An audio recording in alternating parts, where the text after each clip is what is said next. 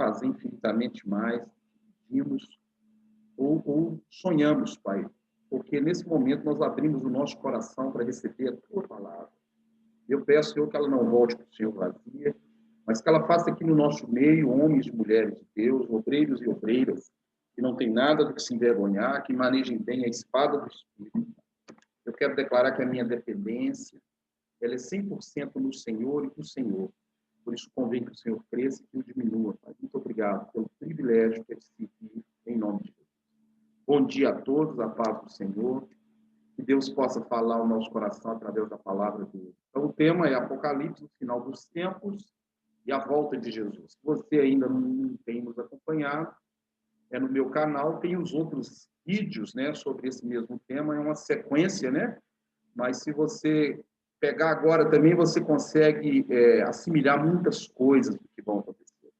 Então, a primeira coisa que a gente estudou, nós estamos estudando, é que o Apocalipse ele tem uma cronologia, né?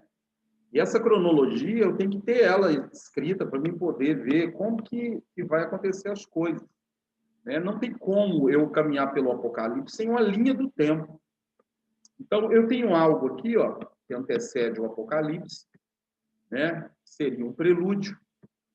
E esse prelúdio, essa antecipação do Apocalipse, ela vai ser dada, né? Quem participa da aula já sabe, dentro de duas testemunhas.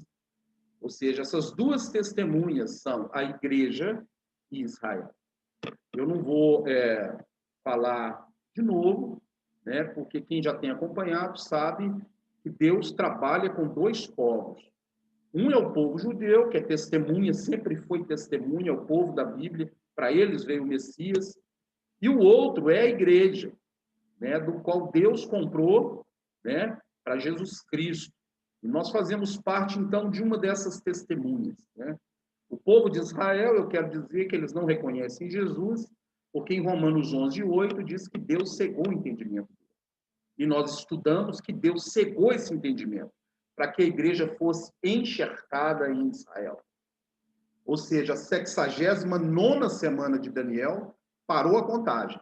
E agora nós estamos, você abre a sua Bíblia aí, Romanos 11:25, né? Paulo ele vai contar um mistério, e esse mistério eu vou revelar para você aqui, né? Qual mistério foi esse? A Bíblia diz assim: não quero, irmãos, que ignoreis esse mistério, que veio endurecimento em parte, ou seja, cegueira a Israel, até que haja entrado a plenitude dos gentios.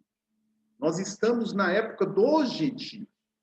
Os gentios serem enxertados em Israel e serem participantes das bênçãos prometidas a Israel.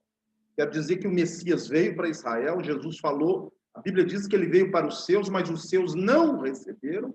A promessa é para Israel e nós fomos enxertados nessa bênção. Eu quero que você abra aí, né? Isso aqui tudo eu já falei, eu só estou dando um resumo para a gente poder entrar, né, no que vai acontecer. Gálatas 3:29 diz o seguinte, você pode ouvir, né? Se não é inédito, eu já falei, então você escuta e depois você confere na sua vida. Se sois de Cristo, nós somos de Cristo, somos descendência de Abraão e herdeiros. Herdeiros de quê? Conforme a promessa. Herdeiros do Messias, da Jerusalém celestial, de todas as promessas. Então, você tem que entender isso. Então, o prelúdio do Apocalipse é o que antecede o Apocalipse. E esse prelúdio vai ser dado nas duas testemunhas. Então, aqui, ó, eu tenho aqui a linha cronológica do tempo, ou seja, eu tenho aqui uma fase que antecede os últimos 7 anos, que é a última semana, né, de Daniel. Lembrando, Deus parou a contagem, nós estamos aqui na plenitude dos gentios. Agora tem um prelúdio. Esse prelúdio é dividido em duas partes, né? Está lá no livro de Daniel, que na metade da semana o anticristo vai romper. Nós vamos estudar mais detalhadamente para frente. Depois desses 7 anos, tem 1000 anos, que é chamado milênio. Depois eu tenho o novo céu e a nova terra. E depois eu tenho a eternidade. Nós vamos trabalhar em cima dessa linha. Qual posição estamos hoje? Quando é que essas coisas irão acontecer? É a pergunta que os discípulos fizeram a Jesus. Qual é o sinal da tua vinda? Abre aí comigo Mateus, capítulo 24, e vamos ver a pergunta. Eles estavam saindo do templo, Jesus falou que o templo seria destruído, e aqui eles fazem 3 perguntas. Verso 3. Ó, Jesus falou, esse templo não vai ficar pedra sobre pedra. E eles fazem. Mateus 24, 3. No Monte das Oliveiras achava-se Jesus assentado, quando se aproximaram os discípulos em particular e lhe perguntaram, dize-nos, quando sucederão essas coisas? Que coisas? A destruição do templo. E qual sinal haverá da tua vinda e da consumação do céu? Então, nós estamos aqui, ó, qual é o sinal da vinda dele? Né? O templo foi destruído no ano 70 pelo imperador Tito. Agora, o sinal da sua vinda e a consumação dos séculos, a Bíblia está cheia desses sinais, nos alerta sobre esses últimos tempos. Então, vamos caminhar, então, para a gente ter esse conhecimento, esse entendimento. Então, aqui, ó, eu tenho as 2 testemunhas, são 2 povos, ó, judeu, igreja, gentio, um só em Cristo, o Messias. Então, vamos. Eu já falei um pouco desse prelúdio na igreja, e agora nós vamos continuar falando. Olha o alerta que a palavra nos dá. O primeiro alerta que a palavra nos dá é o seguinte: e não entristeçais o Espírito de Deus, no qual fostes selados para o dia da redenção. Eu quero saber qual é a garantia se Jesus voltar, ou seja, qual é a garantia que quando Jesus voltar você vai subir? Será que eu vou subir por ser evangélico, batista? Né? Ou será que é os presbiterianos, os assembleianos? Quem é que vai subir?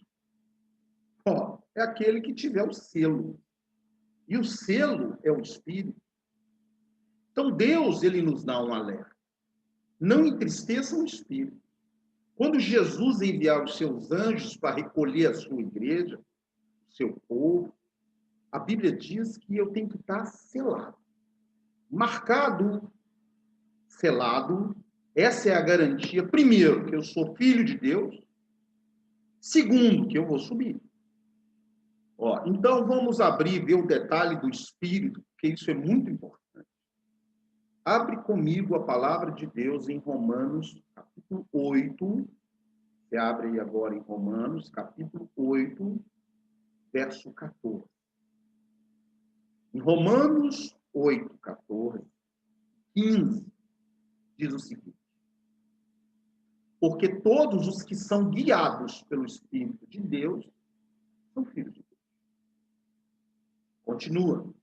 Porque não recebestes o espírito de escravidão para viverdes outra vez atemorizado, mas recebestes o espírito de adoção de filhos, no qual chamamos Deus Abba, Papai.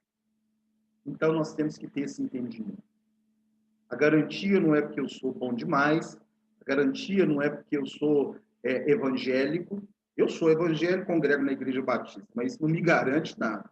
A garantia é o Espírito em você. Então, eu tenho que ficar atento a esses detalhes. Porque o que o diabo quer fazer é fazer você ficar para trás. Ó, se é impossível apagar o Espírito, é impossível perder a salvação. Mas não é isso que a Bíblia diz. Olha o que diz o apóstolo Paulo em 1 Tessalonicenses 5,19. Ele diz para não apagarmos, ou não apagueis o Espírito. É interessante que Deus não quer apagar o Espírito em você. Nem o diabo tem esse poder. O único que pode fazer isso sou eu. Você que já tem alguma noção, você sabe que a carne milita contra o Espírito. E o Espírito contra a... Ou seja, se eu andar na carne, o Espírito ele vai enfraquecendo. Se eu andar no espírito, a carne vai enfraquecendo. E a Bíblia manda eu crucificar a minha carne com as paixões. Então, a gente vê claramente que o espírito pode ser apagado. Tem algum exemplo na Bíblia de alguém que teve o espírito tirado dele e no lugar entrou um demônio? Será que a Bíblia nos diz sobre isso? Porque se a Bíblia não fala, é interessante. É interessante, eu vou ler duas passagens. Isso eu estou te falando, irmão, para você poder alimentar o espírito. Nós alimentamos tanto a nossa carne todo dia, mas eu quero que você tenha que voltar para o culto doméstico, para a oração, para congregar. Você não pode deixar de congregar, você não pode esfriar, apagar o espírito. Primeiro, vamos ver uma oração de um homem de Deus, um homem que cometeu um delito gravíssimo. Abre comigo, é o Salmo 51. É o salmo de arrependimento, né? Davi, depois de ter deitado com a mulher de Urias, ele diz no Salmo 51, 11. Olha o pedido dele. Lembrando que Davi foi ungido, o Espírito Santo se apossou dele. E agora olha o que ele pede. Salmo 51, 11. Não me repulses da tua presença, nem retires o teu Santo Espírito. Está pedindo para Deus, não tira de mim. Ou seja, Deus não ia habitar naquele homem se ele não pedisse perdão para ele. E embora. Jesus falou que o espírito maligno saindo do homem, voltando, encontrando a casa varrida e ornamentada. Eu quero dizer que a casa só é varrida e ornamentada quando Deus habita em você. Agora Jesus dá um alerta, se a casa ficar vazia, aquele que saiu volta e traz com ele mais 7. Só para encerrar, para a gente continuar, 1 Samuel, capítulo 16. 1 Samuel 16, 14. Tendo-se retirado de Saul o espírito do Senhor, da parte deste, o espírito maligno o atormentava. Com a permissão de Deus, o espírito saiu, e agora um demônio estava atormentando. A casa ficou o quê? Vazia. Abre comigo, continua aí em 1 Samuel 18, verso 10. 1 Samuel 18, 10. 1 Samuel 18, 10. No dia seguinte, um espírito maligno da parte de Deus se apoderou de Saul. Como conta dele. Então, nós vemos aqui um homem ungido, do qual era propriedade do espírito, jogou fora essa bênção, e no lugar entra um demônio. Então, meu irmão, por que eu estou falando isso? O que isso tem a ver com a Apocalipse? O que segura o império do anticristo é o poder de Deus. E o poder de Deus está dentro de você. O poder de Deus é a igreja. O poder de Deus somos nós. Então, se esse poder, presta atenção, esse poder, ele é apagado, ele é entristecido, se a luz vai se apagando, as trevas vão crescendo. E qual é a arma que o diabo vai usar para tentar entristecer, para que o espírito seja apagado? Quem assistiu à última aula, eu falei que o pilar do império do anticristo chama-se mentira, ou falsos profetas. Então, eu tenho um pilar. Qual é o pilar do império do anticristo? Transformar o verdadeiro evangelho em um falso. Transformar a verdade em mentira. Na política, nós estamos vendo isso no mundo. As fake news, até o presidente da França colocou que a Amazônia estava queimando e elefante e girafa fugindo da Amazônia. Eu não estou aqui julgando se está queimando ou não, mas elefante e girafa na Amazônia. Isso tem sido pregado pelo mundo e está trazendo um problema para o país. Agora, nós sabemos que o mundo é governado pelas trevas. Somente você, a igreja de Deus, não é governada. Você não pertence mais a esse mundo, você pertence ao céu. Agora, se esse poder, que é o sal, que dá o gosto, que sustenta a coisa para que ela não fique fedorenta, que dá sede nas pessoas, que somos nós, perdeu o sabor. E se o espírito estiver sendo entristecido e apagado? Nós estamos vendo hoje um retorno para o mundo. Só que esse retorno para o mundo, ele está acontecendo no nosso meio. As pessoas estão retornando para o mundo com a capa de cristão, mas as suas obras não condizem com aquilo que eles dizem que são. Isso é muito sério, porque isso vai trazer o prelúdio, ou seja, isso vai acender, aliás, isso vai apagar o espírito e vai promover as trevas. Então, o poder desse império, ele é nisso aí que você está vendo agora do lado. São lobos em pele de cordeiro, falsos profetas. Falsos profetas que estão no meio da igreja. O mundo jaz no maligno. Quando eu estou falando de igreja, eu não estou citando congregação. Eu estou falando no nosso meio, nós somos a igreja, são verdadeiras pessoas com um evangelho fora da palavra, um evangelho que não condiz com aquilo que Jesus pregou.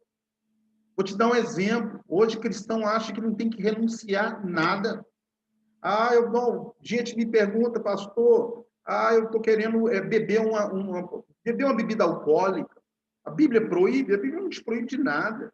Agora, se você não consegue largar uma bebida por Jesus, será que você é digno dele? Porque ele deu a vida por você. Vamos ver o que ele disse. É melhor ouvir a palavra daquele que é o seu dono. Abre comigo Mateus, capítulo 10. Não estou te julgando se você bebe ou deixou de beber, eu não estou falando nada disso. Eu estou te falando que Jesus deu a vida por você. E se algo vai escarnecer o reino de Deus, e você quer ter o direito de escarnecer o reino de Deus, por quê? Qual que é a sua... com que autoridade você toma isso para si? Um evangelho banalizado, um evangelho que leva as pessoas de volta. Abre comigo, Mateus 10, vamos ver o que ele diz. 37. Quem ama o seu pai e a sua mãe mais do que a mim, não é digno de mim. Quem ama seu filho ou sua filha mais do que a mim, não é digno de mim. E quem não toma a sua cruz e vem após mim, não é digno de mim. Que adianta o homem ganhar o mundo inteiro e perder a sua alma? Aqui diz, quem acha a sua vida, perdê-la. E quem perde a vida por minha causa, achará. O que você tem? O que você abriu mão para Jesus? Nada? Sua vida é a mesma coisa? Então, cuidado, porque esse aqui, ele vai te enganar. Ele vai colocar um falso evangelho. Um evangelho da porta larga. Jesus falou, o caminho dele é estreito, mas o anticristo é largo. Tudo pode. Não tem diferença mais. É um evangelho gospel. É um evangelho que é um mundo maquiado de cristão. Então, vamos continuar, né? Porque o Espírito Santo é algo muito importante, que marca o prelúdio do Apocalipse. Então, abre comigo aí, a palavra de Deus, 2 Tessalonicenses 2:3. 2 Tessalonicenses 2:3. Em 2 Tessalonicenses 2:3 está escrito assim, que a volta de Jesus, Paulo está falando para a igreja em Tessalônica. Isso de modo nenhum acontecerá, sem que primeiro venha a apostasia e seja revelado o homem da iniquidade, o filho da perdição. Apostasia é o esfriamento do espírito, é o apagamento do espírito, é as pessoas se tornarem com capa de cristão. E elas começam a trocar o amor por Deus e pelo próximo, e colocam o amor delas nas coisas. Elas começam a amar coisas e usar pessoas. Em vez de amar pessoas e usar as coisas. Agora, pastor, por que você está colocando esse objeto aí na tela? É interessante, meu irmão, que esse objeto ele tem uma representatividade muito forte no livro de Apocalipse. Jesus falou que se a igreja, estou falando de nós, não nos arrependermos, ele vem e retira de nós o Espírito. Mas ele fala que retira o Espírito? Não. Ele fala que vai mover o candeeiro. Interessante isso. Ele faz uma ameaça à igreja em Éfeso. Tenho contra ti que abandonaste o teu primeiro amor. Vê de onde caíste, arrepende, senão eu venho e moverei do teu meio o meu candeeiro. Candeeiro? O candelabro? Por que ele cita isso na igreja em Éfeso? E diz que ela abandonou o primeiro amor. Então, meu irmão, nós temos que saber o que é o candeeiro. Porque ele falou que ele vai tirar o candeeiro. Abre comigo o Apocalipse 1. O número 7 é muito usado no livro de Apocalipse. A palavra Sheva, 7 em hebraico, tem a ver com perfeito, pleno, completo. Em Apocalipse, capítulo 1, verso 4, Jesus Cristo diz o seguinte, aliás, o apóstolo João, ele escreve a seguinte mensagem, Apocalipse, capítulo 1, verso 4. João, às 7 igrejas que se encontram na Ásia, graça e paz a vós outros da parte daquele que era, que é e que há de vir, e da parte dos 7 espíritos. Presta atenção. 7 espíritos que se acham diante do seu trono. Interessante. O Espírito Santo é um ou é 7? Na realidade, o Espírito Santo é um. 7 representa algo perfeito. Agora, esse 7 tem alguma outra representatividade na palavra? Porque ele diz 7. Na realidade, você vai aprender hoje que são 7 atributos que o Espírito proporciona na vida daquele que o tem.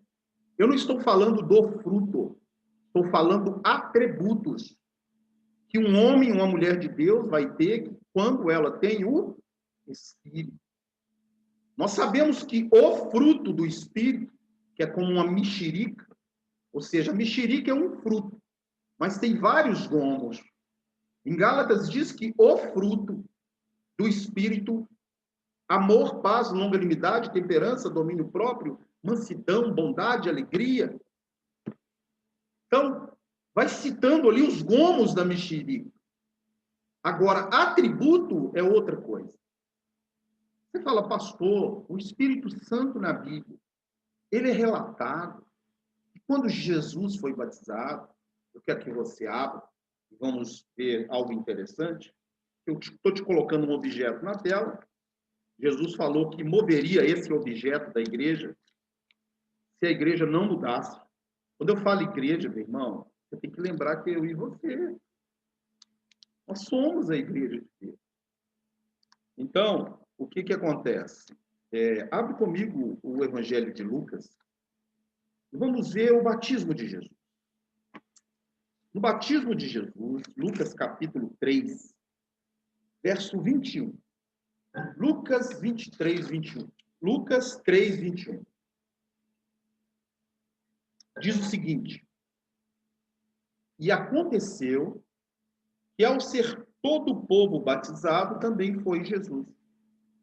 Estando ele a orar, o céu se abriu. E o Espírito Santo, presta atenção, desceu sobre ele em forma corpórea de uma pomba. E ouviu-se uma voz do céu: tu és o meu filho amado, em quem me encontrar. E no verso 23 diz o seguinte: ora, tinha Jesus cerca de 30 anos ao começar o seu ministério. O ministério de Jesus começou aos 30 anos e durou aproximadamente 3. Agora, por que o Espírito Santo quando vem sobre ele, faz questão de vir em forma corpórea de uma pomba. Isso não tem nada a ver com 7 espíritos, com atributos do espírito, mas uma simples ave que veio sobre ele. Eu quero te ensinar mais uma coisa antes de prosseguir. Por que a pomba? A gente vê na casa de muitas pessoas, principalmente católicos romanos, na porta, uma pomba. E essa pomba ali, para dizer que o Espírito Santo está naquela casa. A pomba é muito usada em muitos sinais, até em layout de igreja evangélica, né? Como sendo o símbolo do Espírito. Mas você vai aprender uma coisa muito interessante nessa matéria.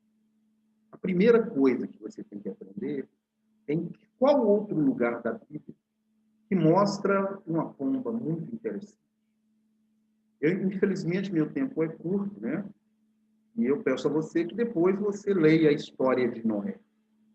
Na história de Noé, nós sabemos que quando a arca ela vai ali repousar sobre o monte Ararat, que fica na Turquia, Noé ele solta corvo. E depois ele solta uma pomba. É interessante que o corvo vai e não volta. Mas a pomba, presta atenção, ela volta trazendo no bico um ramo de oliveira. Um ramo de oliveira. E Noé entende que aquele mundo morto, a esperança de vida daquele mundo morto, era aquele broto de oliveira, ou seja, tem planta de novo. Nós podemos abrir a arca, que é a esperança de um novo mundo, no qual o broto, ele é a prova dessa esperança. Se você não sabe, o nome Nazireu, Nazareno, a Bíblia diz que Jesus foi chamado Nazareno para cumprir as Escrituras. A palavra Nazareno, a tradução ou a raiz dela é broto ou renovo. Entende isso? Quando eu falo Nazareno, eu estou falando do broto ou do renovo. Aquela pomba, ela tipifica a pomba de Noé. O que ela traz no bico é o broto, ou o Nazareno, que é a esperança de Deus por uma humanidade morta. Quando aquela pomba desce sobre Jesus, ela está trazendo, ela está mostrando que ele é a esperança de vida para a humanidade. Ele é o Nazareno, ele é o broto novo. Por isso que o Espírito vem daquela forma, para mostrar para as pessoas que a esperança de vida da humanidade está na terra. O Nazareno, o broto. Interessante isso. Por que eu estou falando isso? Porque o texto que nós vamos ler, que tem a ver com esse objeto que eu estou te mostrando, fala sobre broto, ou renovo, ou Nazareno. Antes, qual parte da Bíblia que diz que esse objeto que você está vendo representa o Espírito, que tem 7 atributos? Abre comigo o livro de Zacarias. É muito pouco tempo para a gente falar de uma Bíblia tão maravilhosa, né? Uma palavra tão assim, viva. Uma palavra que cada dia, a Bíblia diz que a palavra de Deus nos limpa. Quanto mais você ouvir a palavra, a Bíblia fala também que a fé vem pelo ouvir e ouvir a palavra. Abre comigo Zacarias capítulo 4. O profeta vai ter uma visão. E ele diz o seguinte, Zacarias 4:2. E me perguntou, que vês? Respondi, olho, e eis um candelabro todo de ouro e um vaso de azeite em cima com as suas 7 lâmpadas e 7 tubos, um para cada uma das lâmpadas que estão em cima do candelabro. Olha o que está falando. Junto a esses 2 oliveiras. Sabe o que são essas 2 oliveiras? 2 testemunhas.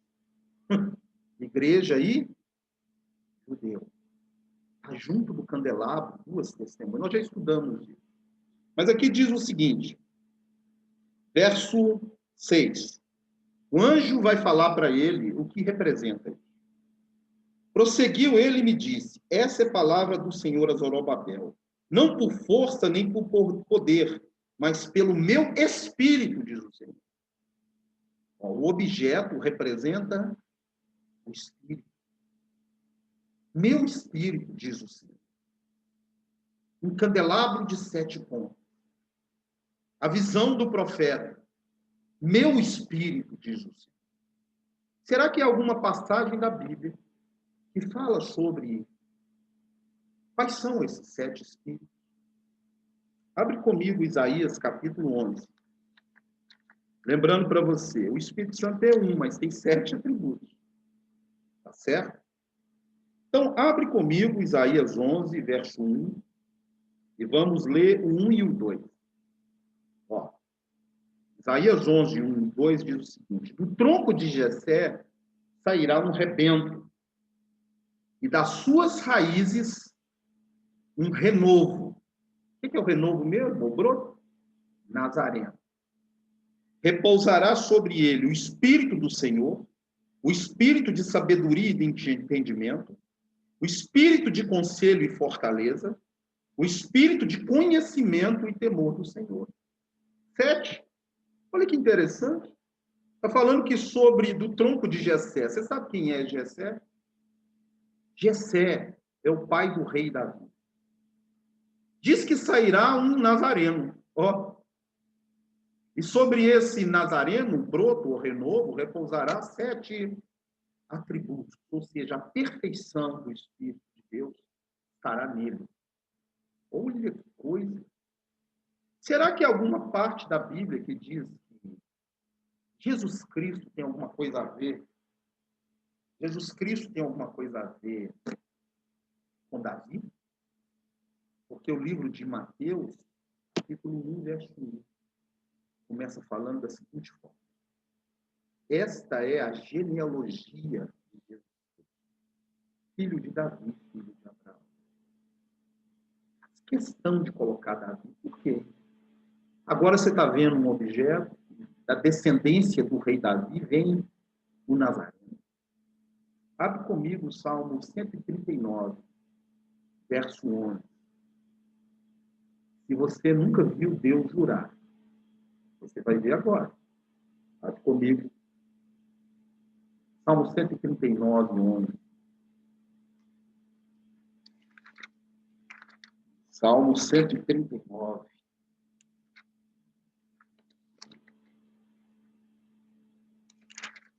Aliás, desculpa, né? 139 não. Estava com ele na cabeça. É Salmo 132, 11. Salmo 132, 11.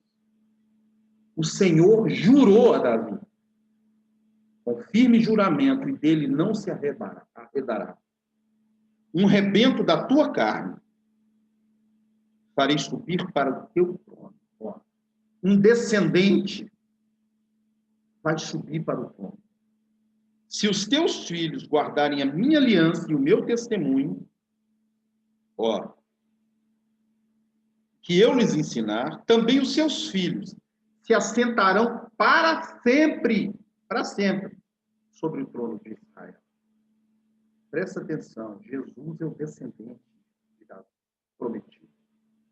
Sobre ele vem a plenitude do Espírito, que aconteceu no momento do batismo. Ali, quando ele foi batizado, Deus mostra a esperança de vida, o Nazareno. E foi depois daquele batismo, tanto nas águas quanto no Espírito Santo, que o ministério de Jesus começa. Jesus, na realidade, o batismo nas águas, ele para se cumprir. Porque ele não tem que morrer para nascer de novo, ele não tem pecado. Mas o do Espírito Santo é a capacitação para o trabalho. É o selo. Veio sobre ele a plenitude. E a partir daquele momento começa o seu ministério. Então, agora, vai cair daqui a pouco. Nós vamos entrar de novo. Tá? Eu quero falar agora de Isaías 11, 1. Os 7 Espíritos de Deus. O primeiro deles, diz aqui, Isaías 11, 1 e 2. É o Espírito do Senhor. Se você não sabe o que significa a palavra Senhor ali, é o tetragrama impronunciável de Deus, Yahvé, que as pessoas tentam pronunciar como Jeová, Yahvé, Javé. Na realidade, não tem pronúncia, são 4 letras hebraicas, Yud, Re, Vav, Re. Né? Essas letras, elas têm um significado, significam eu existo, foi isso que Deus falou para Moisés, o nome dele, eu existo. E o que é existir? Presta atenção. Ó, a fé, o que a fé faz? Chama a existência as coisas que não existem. Então, o primeiro atributo tem a ver com o nome de Deus. Chamar a existência as coisas que não existem, como se já existissem. A fé, a certeza das coisas que se esperam e a convicção de algo que não se vê. Você não vê Deus, mas ele existe. Isso é fé. Quando você levantou a mão para Jesus, você foi salvo pela fé. Em crer que ele veio, morreu no seu lugar e ressuscitou. Vai cair e nós vamos continuar, né? Nós vamos continuar ensinando sobre o Espírito. Porque o prelúdio do Apocalipse está vinculado ao apagamento do Espírito, o entristecimento do Espírito. Está dentro de mim, de você. Muito importante você saber que o Espírito Santo ele está vinculado ao final dos tempos. Enquanto a igreja for ativa, forte, luz, as trevas não vão fugir. Não tem força. Porque o poder de Deus está ativo na terra. O sal está